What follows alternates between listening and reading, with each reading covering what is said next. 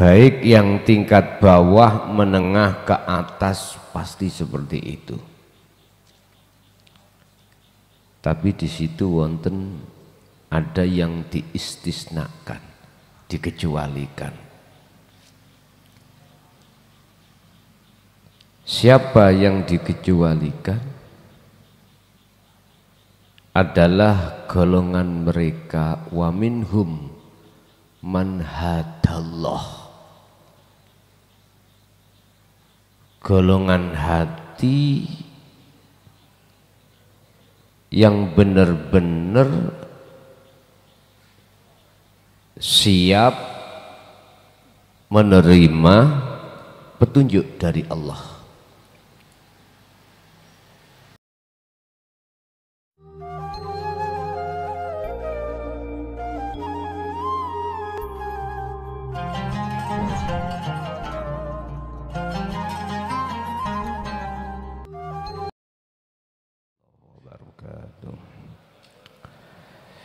Alhamdulillah Nabil Mustafa Rasulullah sallallahu alaihi wasallam wa ala alihi wa azwajihi wa dzurriyyatihi wa qurabatihi wa ahli baitihi wa ashabil kiram wa ila jami'il anbiya wal mursalin wal awliya was syuhada was salihin wat tabi'ina tabi'ina salihina ila yaumiddin wa ila abaina wa ummatina wa azdadina wa masyaikhina wa auladina wa azwajina wa dzurriyyatina wa ahli baitina wa jami'i man tabi'ana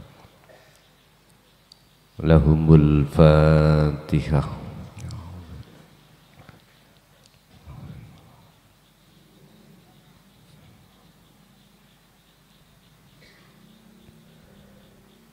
Bismillahirrahmanirrahim.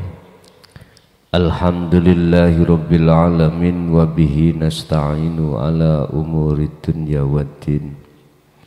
Asyhadu an la ilaha illallah wa asyhadu anna Muhammadan abduhu wa rasuluh.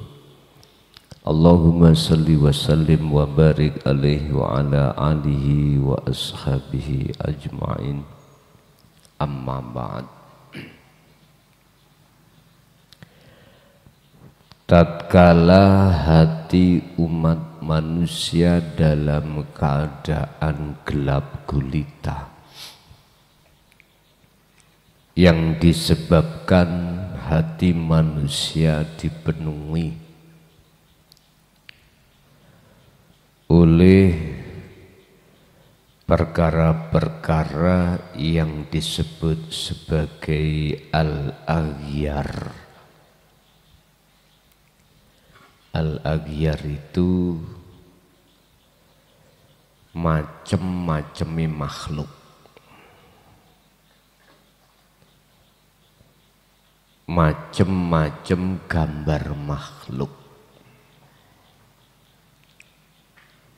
Akhirnya keimanan hati seseorang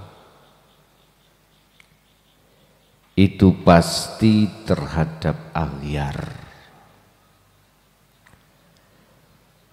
Kalau suka, senang, mesti aghyar.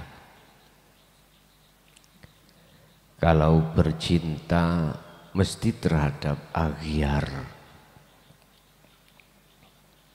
Intinya hati itu bergantung terhadap aghyar.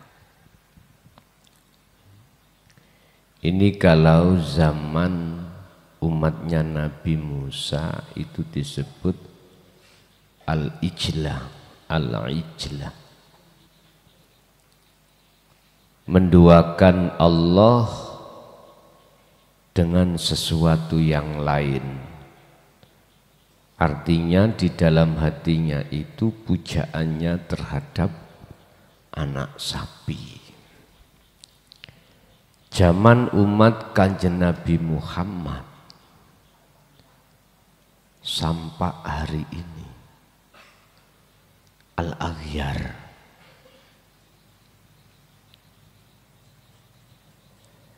Piro-piro sing disenengi nafsu dalam diri kita, yaitu kehidupan,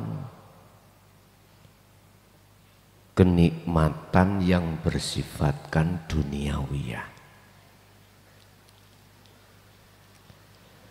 Sehingga mayoritas umat Muhammad iki potret karakter sifatnya hati sukanya bermegah-megahan dengan kehidupan dunia.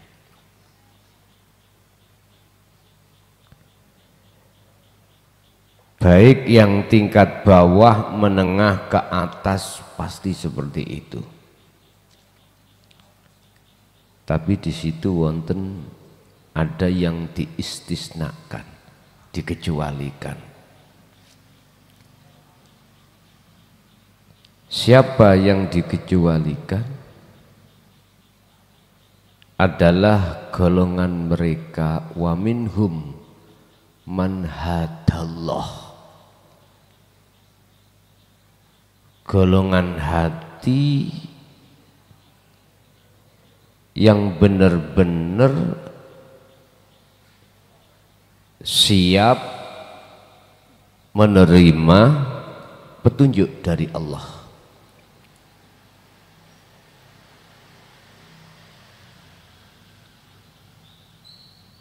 Itulah golongan yang tidak menyakiti Tuhan dan Rasul-Nya.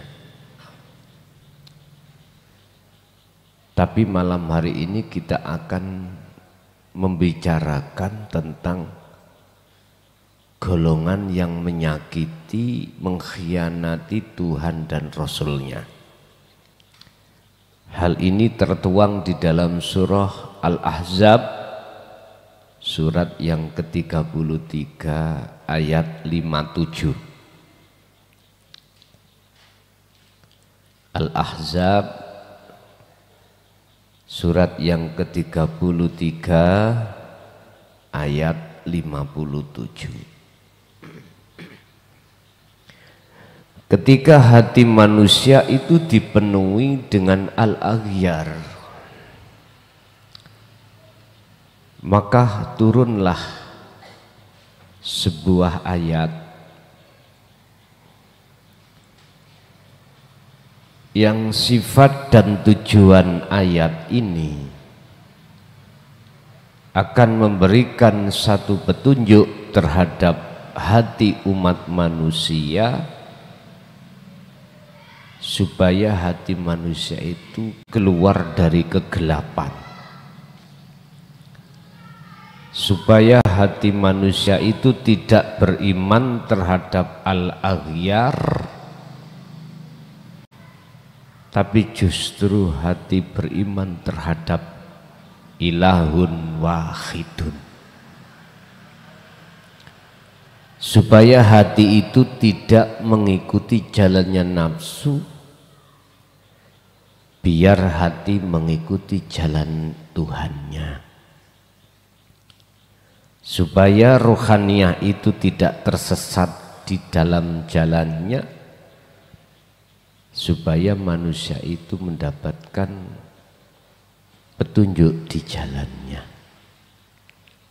Oleh karenanya Allah menurunkan utusannya untuk membawa bil huda wa dinil haq,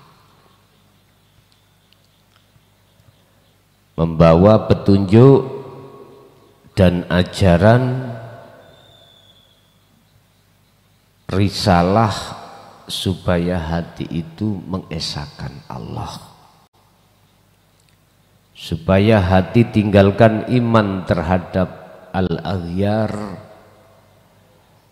bergantungan hati terhadap al-aghyar biar putus, selanjutnya menjalin hubungan hati hanya pada Allah. Tapi apa yang terjadi ketika saat para utusannya Allah itu menyampaikan hal itu? Innalladzina sak temene akeh wong yu'dzuna kang podo gawe piloro sapa ladina.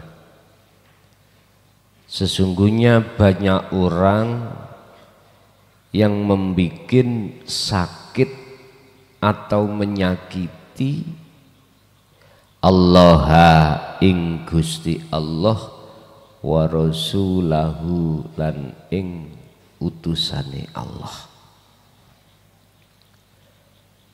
Sesungguhnya banyak orang yang mengkhianati Allah dan utusannya, menyakiti Allah dan utusannya. Bentuknya mana kalau mereka menyakiti? Udah jelas kita itu dilarang hati beriman kepada selainnya dalam hal apapun. Bahkan sampai Allah katakan dalam ayatnya, malakum dzarraw wala naf'an. Apa yang menyeru terhadap dirimu nafsu itu nggak bisa menolong dirimu, memberikan manfaat pada dirimu. Wadzaron termasuk nggak bisa mencegah bahaya dariku, nggak bisa. Mengapa kamu masih tetap bersikukuh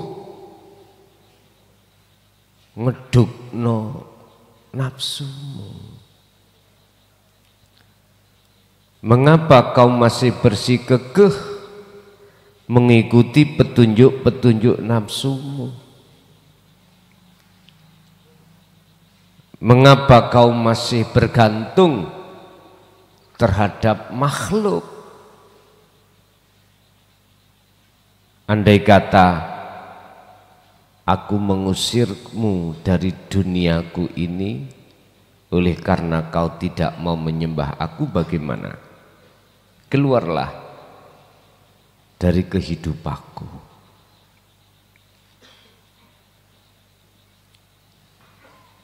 Bentuk orang yang menyakiti Tuhannya dan utusannya itu, satu sisi hati kita masih terus menerus mengadakan Tuhan selainnya.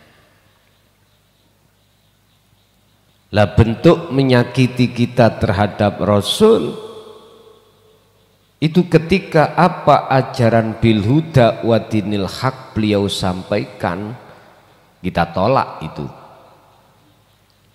Bahkan gak cukup menolak kita.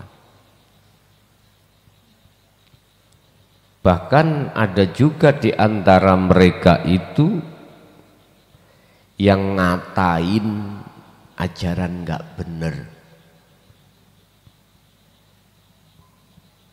Bahkan beliau disebut sebagai golongan min jinnah, sebagian kelompok orang-orang yang gila. Bahkan dalam ayat lain beliau dituduh tukang sihir, membuat banyak manusia terpesona dengan ajaran itu. Lah nyapo enak-enak kelon nih omah kok moro nang Jaya Baru kuwi nyapo. Nah enak nih ngomah nyambut gawe kok ya kok tinggal oleh apa? Setauku iku ajaran nggak pernah disampaikan Kanjeng Nabi. Jelas itu sesat. Lho ngoten. Dan ini memang resiko. Siapa yang mau menyampaikan, siap-siaplah kau dihujat. Sehingga berapa ratus tahun para masyayikh, para ulama-ulama akhirat menahan, nggak berani menyampaikan di tengah umum.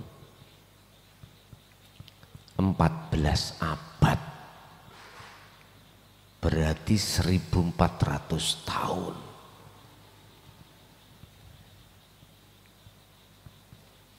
Itu nggak sedikit Pak, hitungan sakmuniku. Berapa butuh generasi? Generasi berapa itu? Dulu terkenal generasi kaum Khawarij. Mereka itu apa? Pandai hafal Quran, hafal hadis. Intinya pada generasi disebut kaum Khawarij itu, yaitu yang memungsuhi sahabat Sayyidina Ali dan orang-orang yang mengikuti Sayyidina Ali. Sampai sejarah yang tidak bisa terlupakan. Bahkan putranya Sayyidina Ali, bahkan putunya pun dihabisi. Habis. Kalau zaman kita itu tidak disebut kaum Khawarij, disebut ahlul kitab. Ahlul kitab.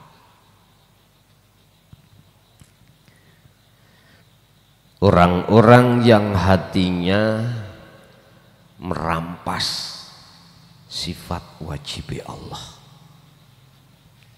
termasuk sifat wajib Allah ilmu, mengetahui, mengerti.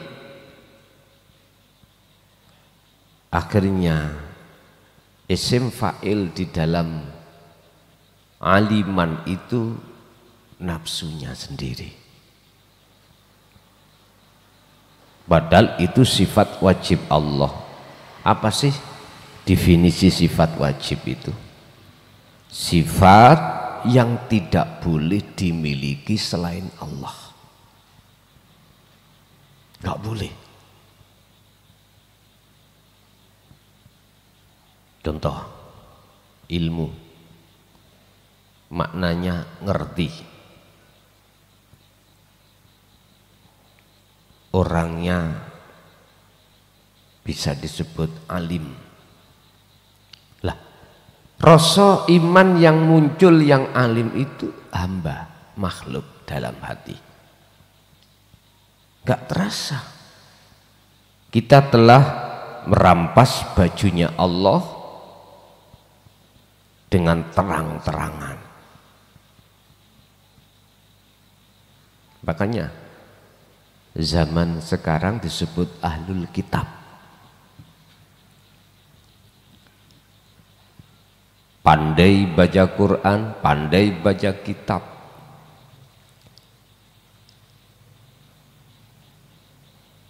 Tapi hati masih jauh dari Allah. Bahkan mereka itulah golongan yu'dzunallaha, orang-orang yang menyakiti Allah, mengkhianati Allah. Kan sudah jelas.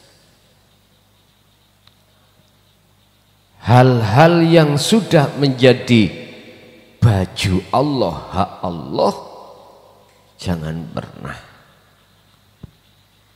kau haki sebagai milikmu. Mengapa demikian? Karena jelas mereka menolak ajaran yang mengesahkan pada Allah. Makanya ayatnya gandeng Allah wa rasulahu. Sebab Rasul itu perilaku, karakter, tabiat hatinya itu millata Ibrahim Hanifah, condong hati itu bertauhid, mingkol bin zahidin. Oleh karena ahli kitab tidak ada sama sekali hal itu, pasti menolak.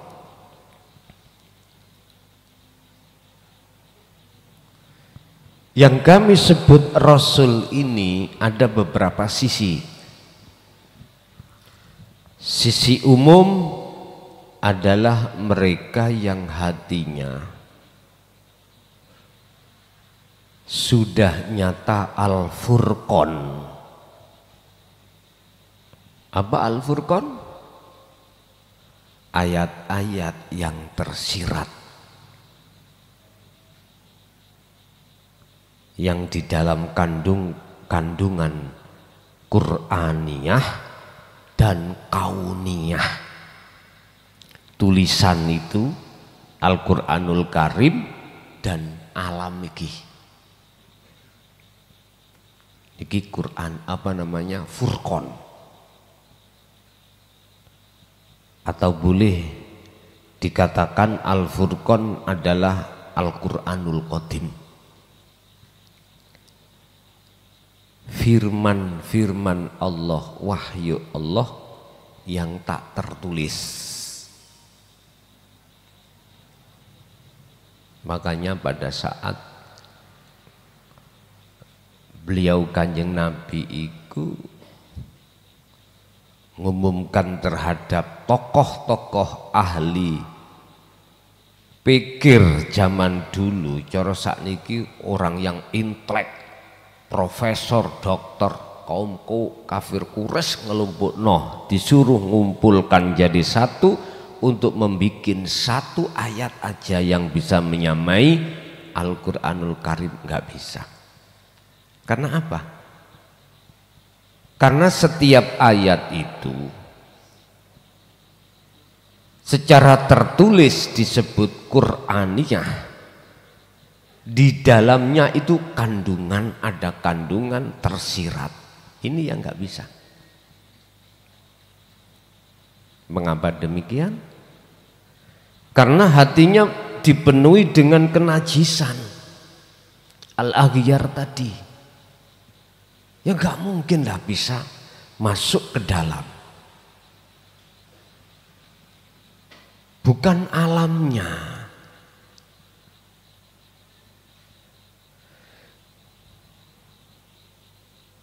Alam di dalam musyahadah itu hanyalah alam yang bisa masuk ruhaniyah yang sudah terbebaskan dari al-aghyar.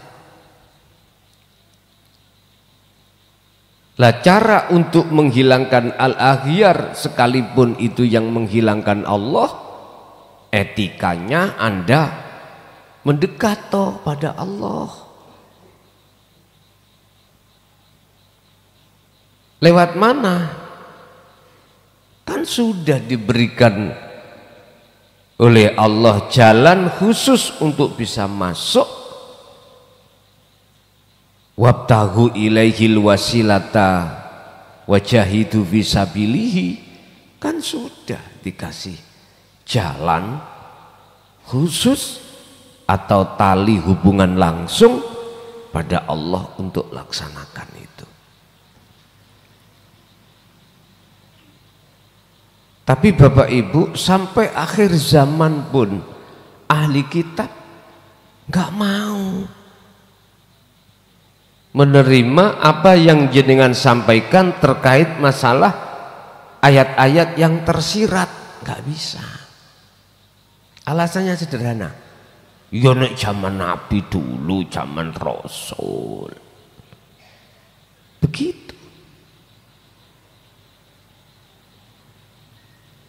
Lah, keadaan yang seperti ini mengapa gue pikirin?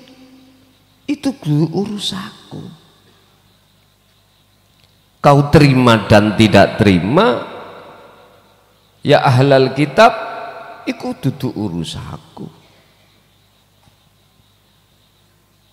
Jenengan juga ngeleh ngurus. Anda nyampaikan terhadap mereka-mereka yang kau anggap sebagai orang dekat, apakah istri, anak, saudara, kok ditolak? Ora usah dipikir, tinggal rokok anai, gak usah susah-susah sampean, gak usah ya. Gitu itu sampai gini, ada yang berkata, nek jenengan gak mau ngikuti aku, tak ijolno. Lah nyapo, gak usah dipikiri, rokok aneh lah nyapo, bingung-bingung.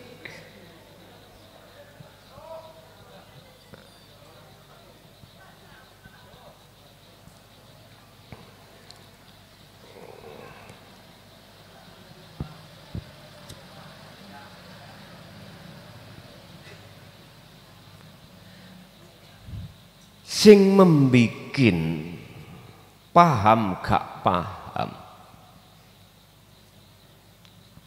bukan kita. Wa ma arsalnaka illa mubasysyiran wa nadhiran. Panjenengan iku tugase mung nyampekno tok kabar baik. Ya ayyuhal hadirun, sisa umur Anda tak kasih tahu, buatlah, sibukkanlah dirimu untuk kembali dan bertemu Tuhanmu. Wa anibu ila rabbikum. Siapa yang mau untuk laksanakan ini, qad aflahal mu'minuna alladzina hum fi salatihim khashi'un, sungguh bahagia. Kok ditolak? Gak usah pusing sampean, gak usah pusing. Kayak ngombe kopi ae nyantai. Ujung ngono dawa webat. Celoko kamu kok, celoko. Diguyu tumo amen. Nek dijawab ngene ya apa? Lah apa awakmu ngurusi urusan nasibku? Mlebu neraka ya tak lakoni dhewe. Kate ngomong apa awakmu? Lho wis meneng sampean. Wis. Terus sampean mojok ae nang kamar. Iya ya bener ya. Celaka ya gak melok ngrasakno sing kono dhewe. Apa? Lho wis sadar. Sekarang sondok penak Pak. Dulu po langsung ditangkap. Ya, bahkan dibunuh.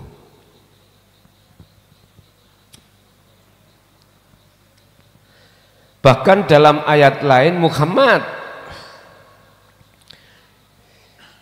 hatimu jangan berkecil hati, jangan susah, jangan sempit atas penolakan kaummu. Jangan. Fasabbihu, sucikan, bersihkan hati yang sempit utawa gelisah gara-gara enggak mau menerima. Wis gak usah kok pikir. Tugasmu iku mung situk Muhammad. Apa? Memberikan kabar mubasysyiron, kabar baik terhadap mereka yang beriman dan memberikan peringatan terhadap mereka yang menolak. Ya sudah. Dia menolak wis gak usah, gak melok. Lah kok urusi. Akhirnya ya wis nang pojokan angen-angen. Ya bener wong iku nolak ya. Sesuk itu aku gak melok-melok nasibe. Lah ya wis. Makanya dulu sampean tingalilah para romo. Mau menerangkan jikalau orangnya datang. Sebab prinsip beliau itu dulu, kalau dia betul-betul mencari, mesti moro. Jadi beliau gak akan pernah mau menjelaskan itu di majelis-majelis taklim yang beliau undang. Gak mau. Kalau dia hatinya cocok, mesti moro. Ketika moro tak jelas no, nggak ada kontradiksi. Itu aja masih besik-besik. ojo kondo-kondo ya. Bojomu ayo ojo kok kandhani. Sampai segitunya.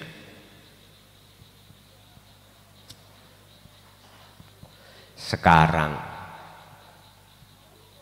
gak didol, diwenehno, didelen nangone tengah embong, kayak boto, dijejer-jejer. Sapa sing gelem monggo, sapa sing ngono ae akeh sing ngaji taek. Lho nggih, Pak. Insyaallah.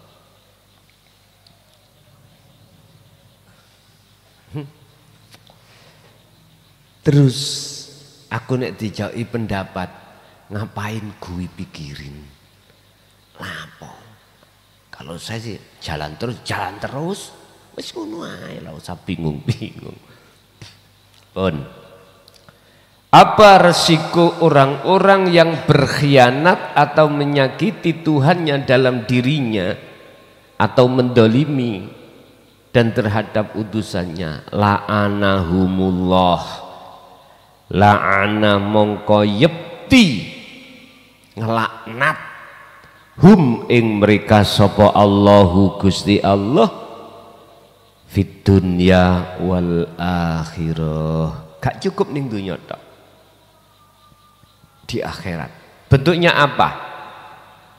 Allah ngelaknat sing sugih ditambahi sugih, sing ngalim ditambah ngalime, sing rumangsa ahli ibadah disemangatno Allah tambah ibadah. Tapi nyun sewu, konteksnya secara dohir sing ngalim tambah ngalim iku rumangsono tambah gede. Mau cilik-cilikan diceluk ustad, munggah sedidik diceluk Gus, munggah titik yai, munggah titik mbah yai, munggah maneh kakek yai. Wis nek wis nggawa tekan mlaku wis gak mbah yai maneh dadi kakek yai. Nggih. Sing sugih ditambahi sugihe. Jangan dikira perkara dohiriyah Allah tambahi iku hidayah, bahkan iku istidraj. Iku kalau sadar. Intinya mek ngeten. Jikalau bertambahnya, mohon maaf, duniawiyahmu, al-aghyarmu menjadikan hatimu terpengaruh, tambah jauh hatimu pada Allah, maka itu tertanda istidraj, dilulu Allah. Tapi jikalau bertambah banyak pun duniawiyahmu al-aghyar, kok hatimu tidak terpengaruh, hubunganmu hati langsung nang Allah, maka iku hidayah. Itu berarti anfa'unas linnas, berarti manfaat kangge manungsa liya. Inilah salah satu sifat yang dimiliki oleh baginda Nabi, al-amanah. Al-amanah. Jadi cara atine iku wis ora blas nyawang perkara donya. Mereka tidak hanya dilaknat Allah di dunia, wal akhirati, juga di akhirat. Iki Quran, ramain-main, tidak main-main, hukum tertinggi di dunia umat Islam. Nek sik ra percaya ya wis sak karepmu, wis kari ngono ae. Wa'adda lahum adabam muhina, wa'adda lan janji akeh sapa Allah atau nyiapake sapa Allah lahum maring mereka, nyiapake adaban ing siksa muhinan kang nglarakake. Di samping Allah melaknat, justru kalau Allah melaknat berarti seluruh penghuni langit itu juga melaknati. Allah menyiapkan siksa yang amat pedih. Dalam pandangan orang-orang syariat siksa di sini adalah anar. Dalam pandangan orang hakikat adalah tidak bisanya keluar hatimu dari kegelapannya, tidak bisa keluar rantai-rantai nafsu yang mengikatmu, tidak bisa keluar hatimu dari kegelapan. Inilah yang dimaksud pandangan ahli kitab. Bapak Ibu hadirin jamaah rahimakumullah, sebagai kesimpulan, orang-orang yang masih bersikukuh menolak ajaran tauhid itu adalah orang-orang yang telah menyakiti Allah dan juga menyakiti utusannya. Sepanjang kita menolak, sepanjang itu hati kita tidak akan pernah mendapatkan satu kedamaian yang hakiki. Justru ketika kita semakin jaya duniawiyahnya, kita semakin hati tidak karuan karena memikirkan urusan duniawiyah. Itulah yang terjadi, padahal prinsip satu hal yang tidak bisa ditolak. Jikalau idza jaa ajaluhum, ikut datang, semuanya pasti ditinggalkan. Terus apa manfaatnya? Apa manfaatnya? Apakah Anda berpikir untuk memberikan waris terhadap anak? Belum tentu maslahah. Namanya anak itu bapak ibu, kadang-kadang juga enggak amanah, gawe rebutan. Kula nek eling dawuh abah kula nek ngeten tok, anak gak tak tinggali warisan dunya, tapi tak warisi ilmu. Sebab nek tak tinggali dunya mesti rebutan, nek tak tinggali ngelmu gak rebutan. Berarti ya Allah, anak harus kita taklimkan, harus kita didik. Gak iso didik, serahkan ning pondok, gak usah mikir biaya, iku urusane Allah. Walaupun gak punya biaya apapun, kalau anak masa waktunya mondok, mondokkan sesuai dengan masanya. Tarbiyah, ibtidak, sanawi, aliyah, untuk mengikatkan tentang ilmu syariahnya. Udah, itu masanya. Gak usah mikir biaya, larang-larang, gak usah. Serahkan kepada Allah. Wa may yattaqillaha yaj'al lahu mahrajan. Gak usah gubuh. Kalau masanya, kalau masa seperti panjenengan kali gulo, ya gak pantas mondok nang ibtidak, aliyah, sanawi, aliyah, karena masa itu sudah terlewatkan. Anda hanya satu, wabtaghi ilaihil wabtaghi fima ataqallah darul akhirah.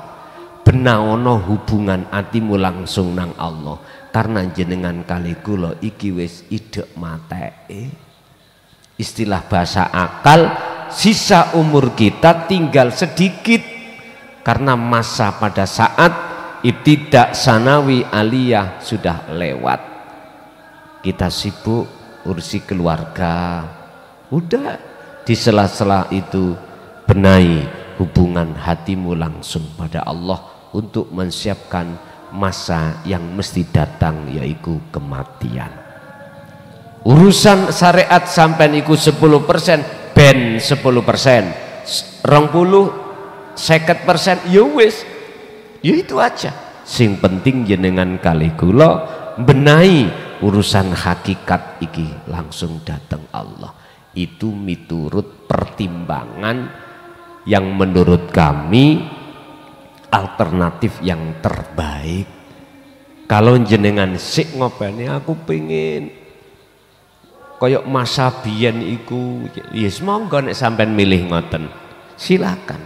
Kalau menurut saya sih syariat kita 10 ya 10, tinggal membenahi hakikatnya biar bisa makrifat dengan benar. Begitulah Bapak Ibu materi terkait masalah janganlah kau mengkhianati atau menyakiti Tuhanmu yang ada pada dirimu, dan jangan pula kau menyakiti utusannya. Oke, kita masuk pada sesi tanya jawab, kami persilakan.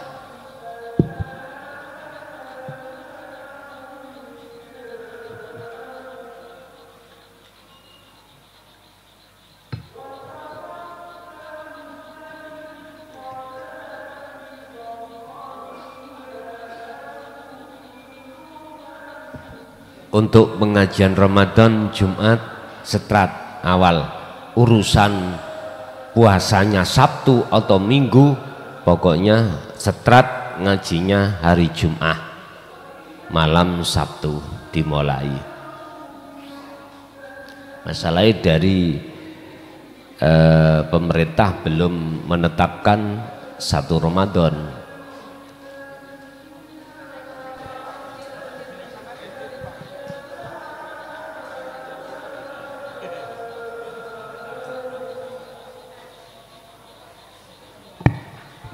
Assalamualaikum warahmatullahi wabarakatuh. Siapa manggil Pak Kiai? Manggil siapa? Pak Gus. Pak Gus, saya akan bertanya sedikit. Pertanyaan saya mungkin enggak berkaitan dengan ini, hanya saya akan menyampaikan alhamdulillah saya sudah sampai di Mojokerto ini. Saya dari Bandar Lampung berangkat kemarin. Bandar Lampung, Sumatera. Ya, Sumatera ya. Yang pernah nge-WA Pak Gus, saya dikasih alamat di sinilah. Ya. Saya terus terang aja, saya tahu dari YouTube. Udah lebih kurang hampir setahun ini saya mengikuti YouTube. Tapi mengikuti telah lewat. Bukan lab gini karena saya nggak tahu nge-labnya, jadi saya ngikutin. Jadi maksud saya bukan bertanya, hanya minta pada Pak Gus agar saya selama puasa, entah 15 puasa atau 10 puasa, sehingga kalau bisa, karena saya dengar ada biat, saya diizinkan untuk mengikuti kegiatan ini sampai pada biat, dan saya minta agar ada penjelasan atau memberikan penunjuk saya apa yang harus saya laksanakan setelah saya pulang dari sini. Karena saya terus terang aja selama 6 bulan ini sudah lama berpikir pingin sini, tapi alhamdulillah karena kalau nggak salah sebulan yang lewat baru dibalas bagus. Saya mohon doa supaya bisa nyampai ke Mojokerto ini. Alhamdulillah tadi pagi jam 8 saya sudah nyampai. Saya benar-benar akan menginginkan untuk mendapatkan khususnya yang sering saya lihat di YouTube, terutama Syahrul Asrul, biat sama apanya lagi itu, khuswat apa? Iya. Saya kurang jelas. Jadi itu perlu saya sampaikan. Sekali lagi saya mohon supaya saya dapat diridhoi oleh Allah dan minta izin dengan Gus Dur supaya saya dianggap benar-benar murid. Saya benar-benar akan belajar di sini. Kalau memang umpama 10 hari sudah diizinkan pulang, tapi harus diteruskan di Bandar Lampung, bagaimana petunjuk dari Pak Gus akan saya teruskan. Terima kasih. Wassalamualaikum warahmatullahi wabarakatuh. Waalaikumsalam warahmatullahi wabarakatuh.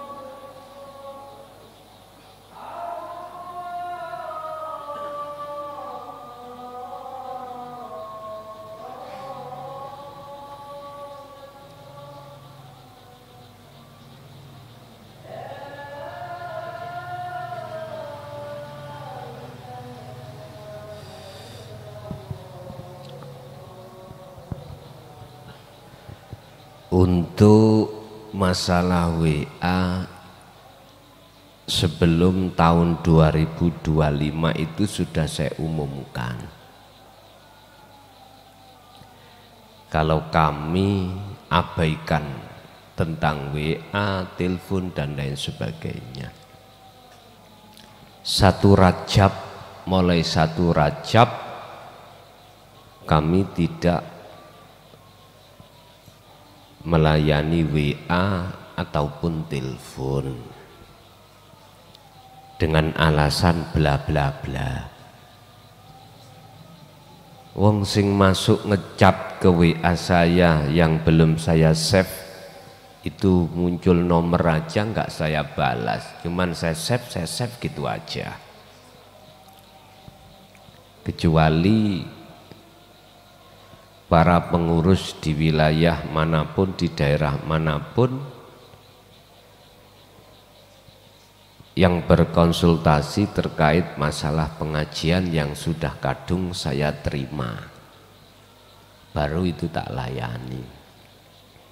Jadi ya mohon maaf jikalau ada WA panjenengan yang tidak bisa kami terima atau telepon, mohon maaf. Bab masalah baiat dan penjabaran dengan komplit tentang masalah dzikir sirul asrar di dalam sasi Ramadan ini pasti kami lakukan. Entah nanti baiatnya ketemu di hari H plus berapa, kami pun belum mengerti, belum tahu. Saya ikuti aja nanti kode warid dari Allah untuk menyampaikan yang jelas.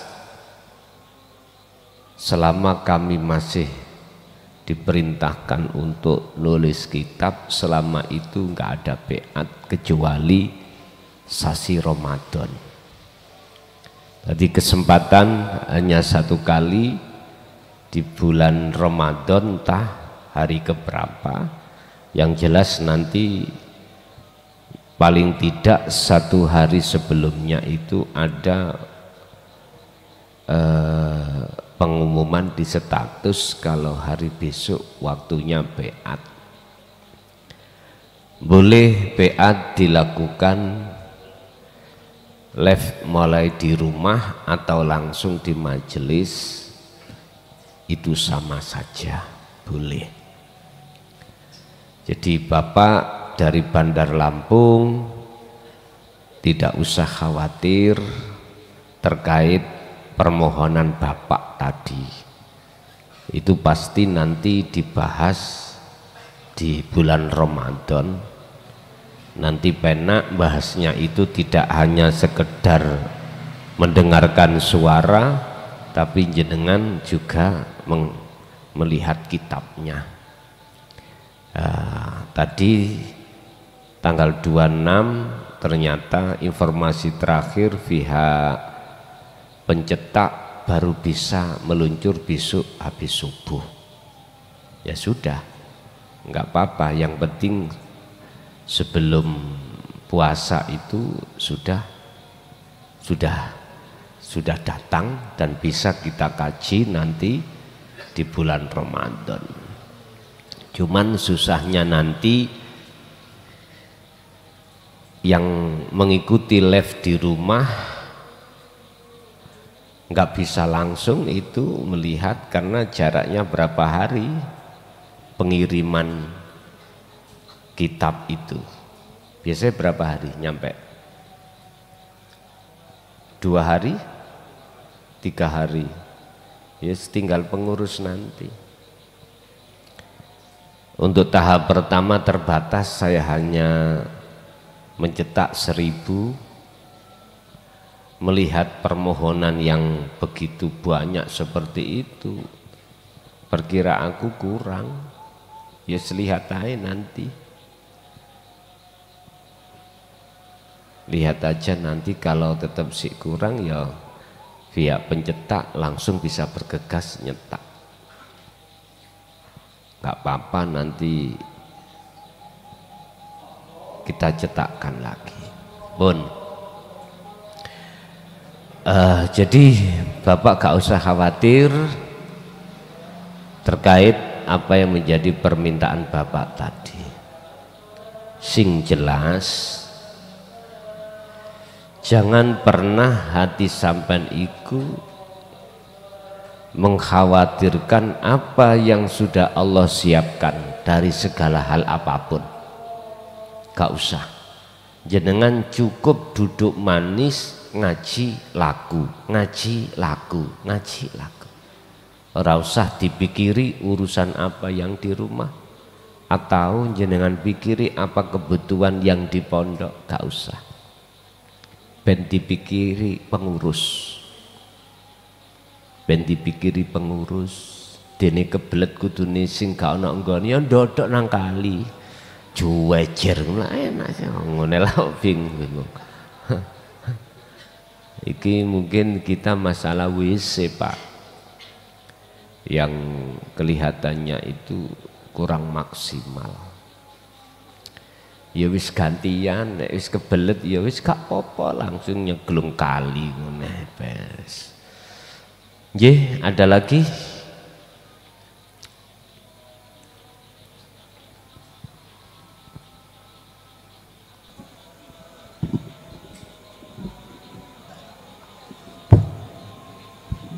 Assalamualaikum warahmatullahi wabarakatuh. Gus, kula saking Sulawesi, Kendari, nggih. Kula asli saking Kediri, Pare, kampung asli kula sampeyan wonten Kendari. Nah, Gus, sing kula badhe ngadukan Gus mukhlasan nggih menika masalah rumasane Sirul Asrar.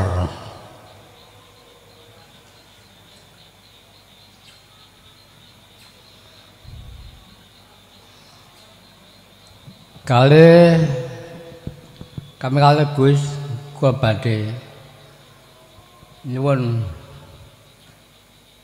pangertosan dewan panjenengan masalah bilih kula kewonten masail nggih menika kula nanti dibelah ning kula semerap isi badan kula janten. Nyuwun panjenengan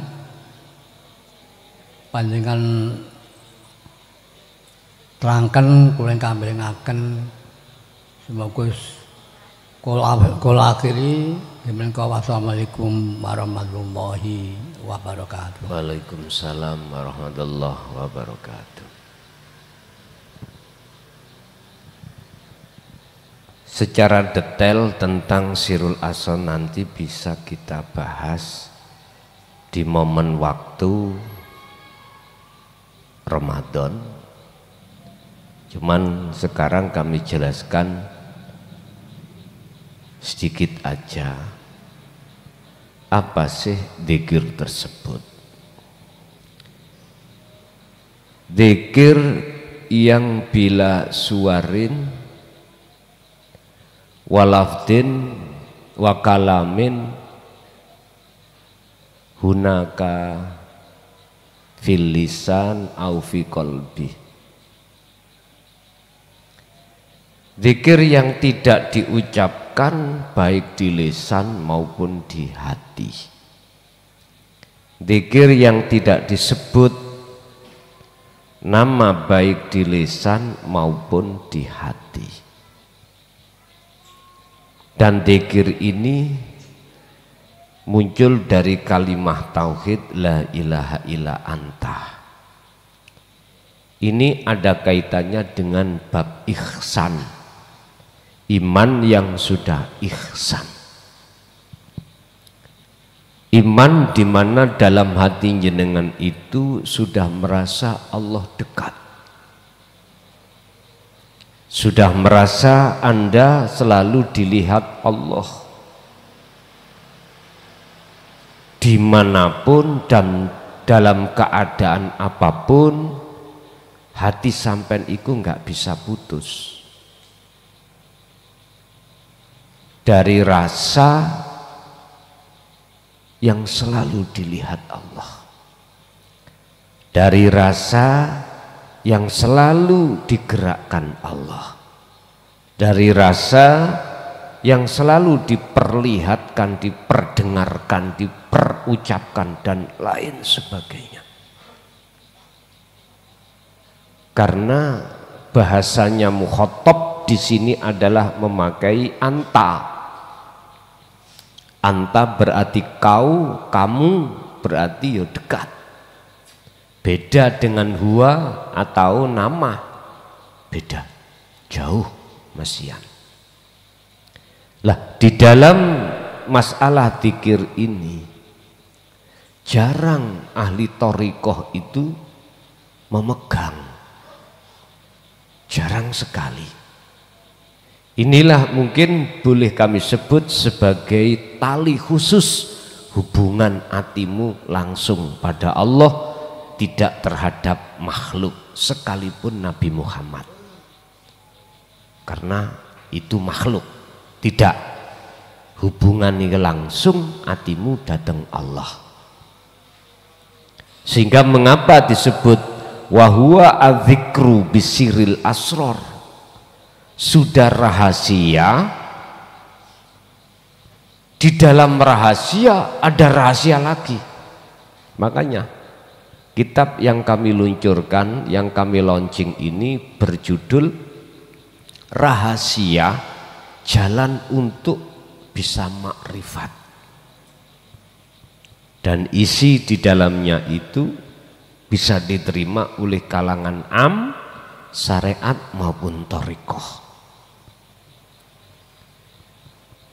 Ini karena di dalamnya hujah kami 90% dari Al-Quran. Hadis kias, ijma' kias itu mung 10%. Tapi saya kembalikan, percaya gak percaya dudu urusanku. Wis titik.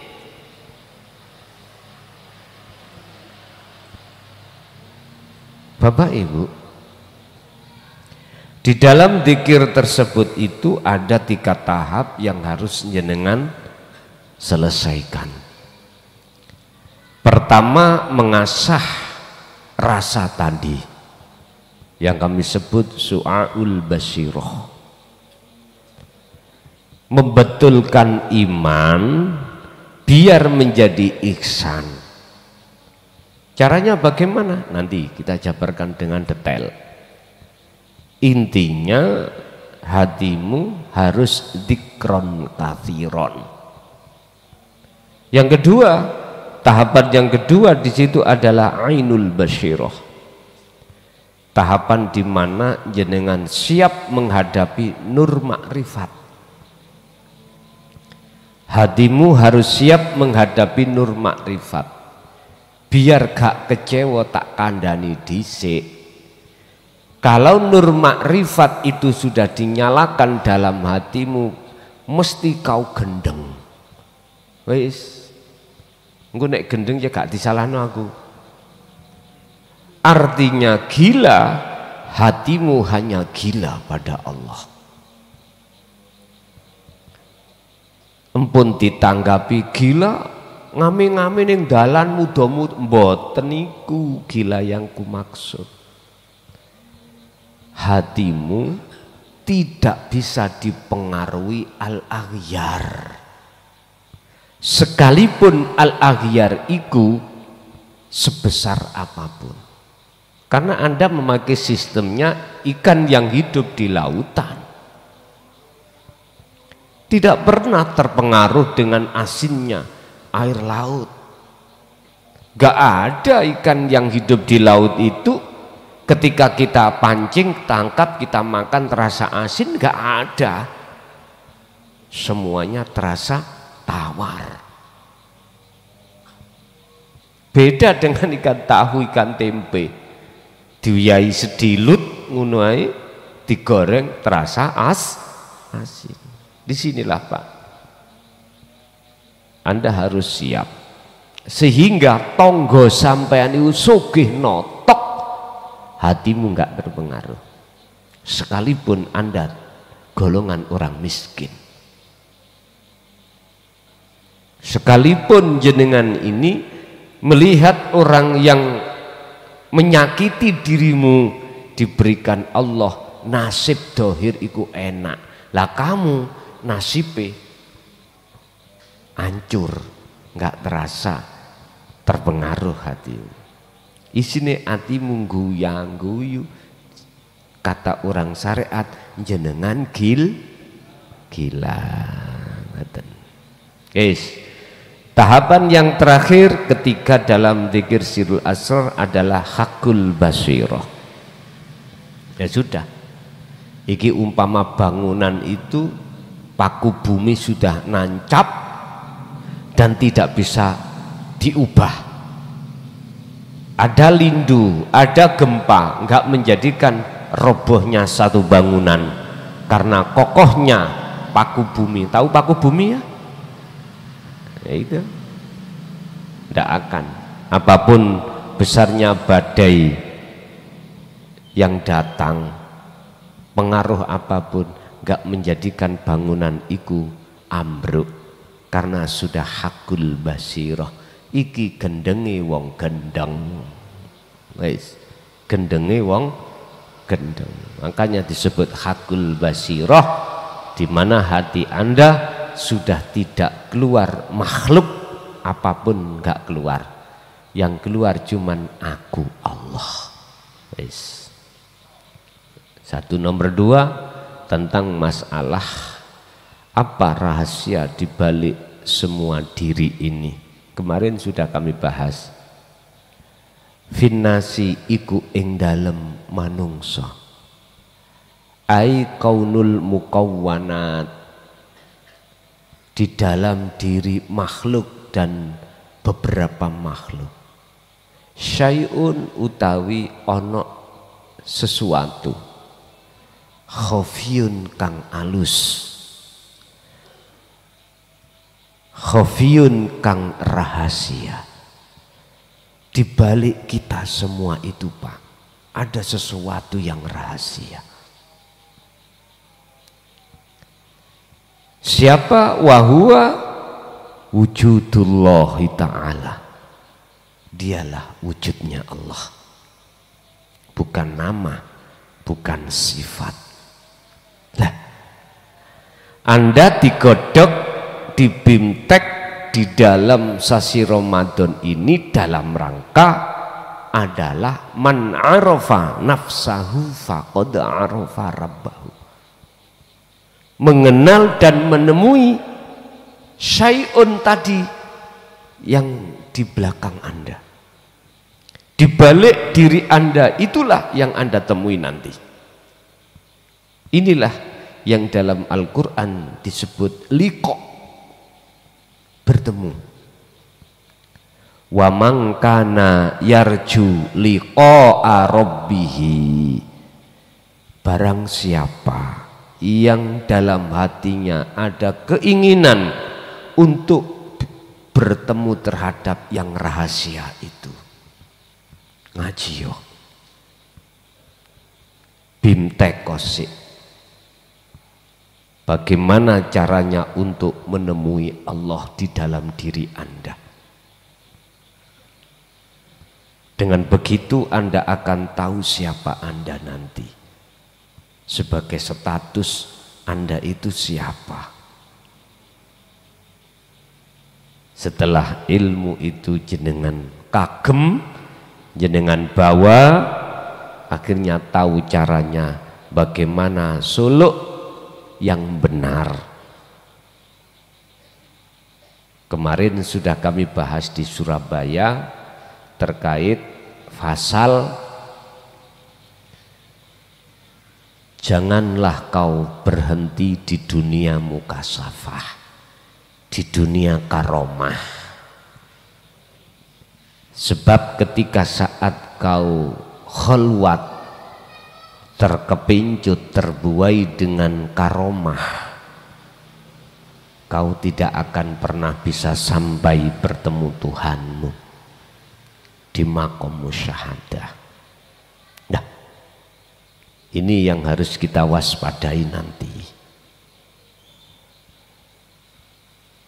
Dengan ilmu, amal terus dikumandangkan dalam diri, maka disitulah akan bisa masuk dalam satu tujuan man arfa nafsah, sing sapa wonge kenal dirinya itu siapa, hidup dalam dirinya itu siapa, ya faqat arfa rabbah, maka betul-betul sungguh mereka dikatakan orang yang kenal dan tahu dan bertemu Tuhannya. Allah tidak jauh dari dirimu, bahkan beliau lebih dekat dari urat lehermu. Itulah hidup yang harus jenengan temui, jalannya cuman lewat zikir sirul asrar.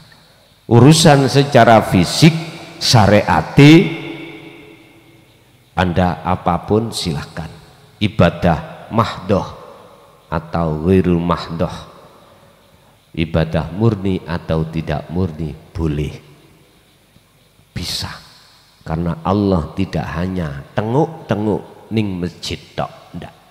Gusti Allah dia tenguk-tenguk waktu jenengan kerja, ditunggoi jenengan terus, dilayani jenengan terus. Wa huwa asya' iku wujudullah, temui.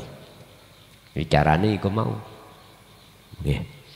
Bapak Ibu hadirin rahimakumullah, jenengan yang jauh yang barusan datang, silakan ya istirahat dulu, mandi-mandi dulu. Di perjalanan itu tidur ya rabi sopenak koyok ning omah. Ingatlah ketika saat furqanku itu sudah kau dapatkan, kata Allah, sudah kau terima, ada resiko terhadap orang yang tidak suka padamu. Wa'id yamkuruka, wa'id yamkuru bika Muhammad.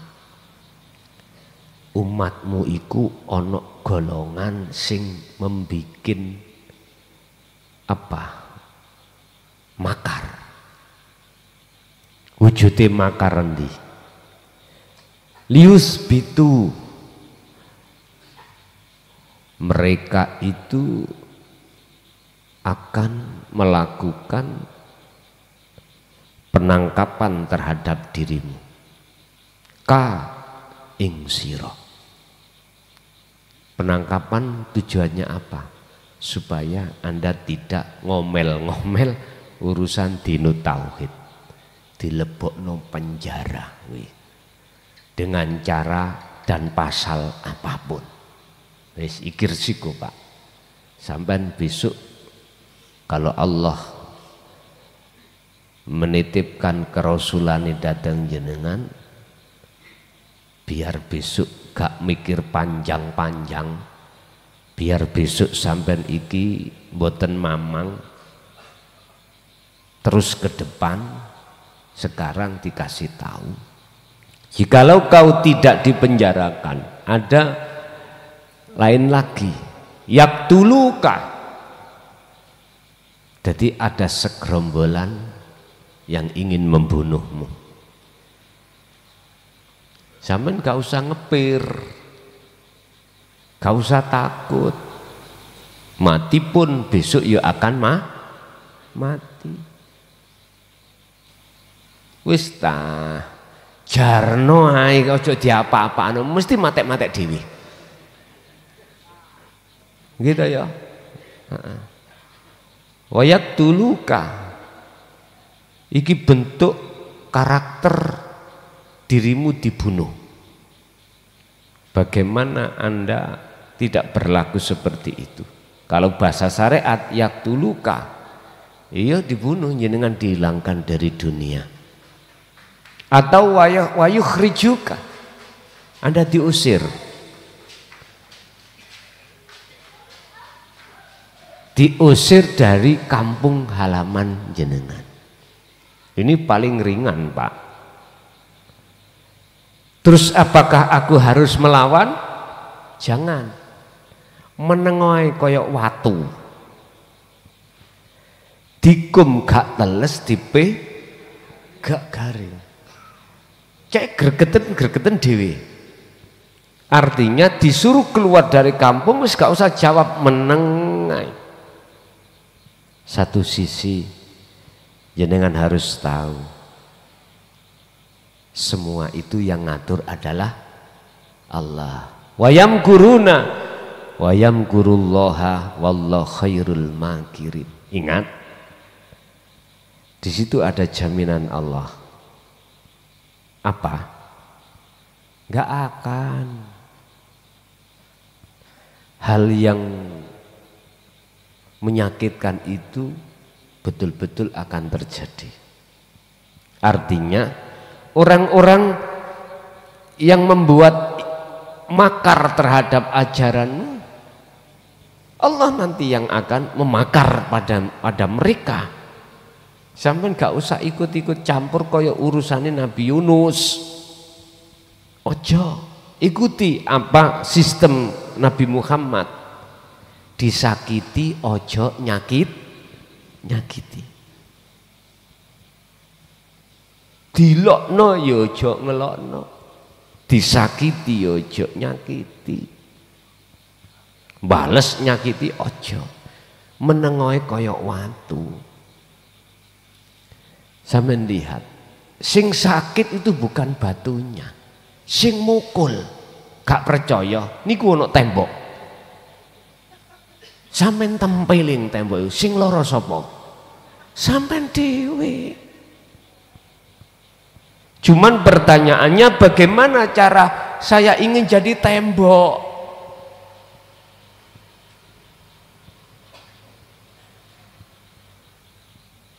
Diobong yo rapanas seperti Nabi Ibrahim. Ya narukuni bardaw wa salaman ala Ibrahim. Sifat asline api niku lak panas to, Pak. Karena wis hukum sunatullah. Tapi bagaimana caranya api ku gak terasa panas? Ya aja dadi menungso. Artinya gak dadi menungso apa? Letakkan sifat hakikati manusia pada manusia dan letakkan sifat hakikati Allah pada diri Allah. Iku lho asli sampai akhirnya status si koyo tembok. Digepuk sing loro iku sing gepuk. Dikira wong ngelokno wong niku mboten nenten hitungane ngono ah. Lho ana hitungane, Pak. Orang yang berbuat yang bersifat kan menyakiti orang lain, itu sama halnya Anda ini telah menanam satu biji. Dan yang menuai atau yang mengunduh ya siapa yang menanam. Lambat atau cepat itu pasti akan datang. Sebaliknya, siapa yang menebarkan kebagusan pasti akan ketemu buahnya. Ya udah. Dan ini sudah menjadi hukum ketetapan Allah. Makanya mengapa Gusti Allah itu kok ya memberikan hukum dua antara jasmaniah dengan rohaniah. Dan ini hukum dua juga saya bahas dalam kitab itu. Hukum jasmaniah itu syariat, hukum rohaniah itu hakikat. Jikalau keduanya Anda mengharapkan fid dunya hasanah wa fil akhirati hasanah, ya ini. Akhirnya nanti disimpulkan dunia itu tidak menjadi dunia bagimu, dunia itu menjadi akhirat. Qala Nabi ad-dunya mazra'atul akhirah. Pun ngoten mawon. Al-Fatihah.